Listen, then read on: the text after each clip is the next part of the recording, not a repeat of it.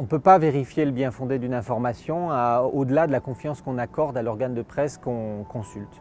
C'est-à-dire que les gens qui vont regarder, l'immense majorité des gens qui regardent,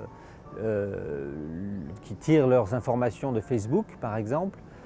considèrent que Facebook assure de façon certaine la véracité de ce qui est diffusé. Alors que les gens qui utilisent comme principal moyen d'information les journaux institués avec une déontologie, avec une reconnaissance publique et une histoire et une tradition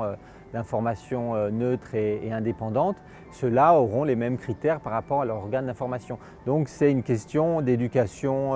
sociale, de niveau socio-professionnel aussi naturellement voilà, de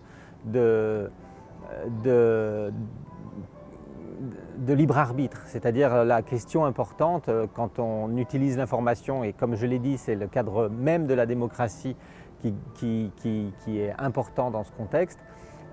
c'est qu'on doit exercer son libre arbitre et donc faire confiance à l'organe d'information qu'on consulte et être en capacité de le choisir. Tout vient naturellement, tous les problèmes viennent aujourd'hui des réseaux sociaux,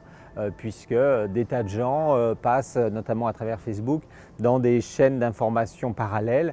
qui n'obéissent à aucune déontologie, qui n'obéissent à aucune vérification, à aucune neutralité et qui confortent les gens dans leurs propres opinions. C'est-à-dire qu'il n'y a pas de pluralisme sur Facebook, il y a un pluralisme apparent, mais comme on est sur un couloir qui est le couloir qu'on se crée soi-même en choisissant des amis, des pages, etc., et que les algorithmes vont nous mettre dans ce couloir et nous propulser toujours dans la même direction, ça peut aboutir à des catastrophes démocratiques. C'est un peu ce qu'on a observé aux États-Unis en 2016.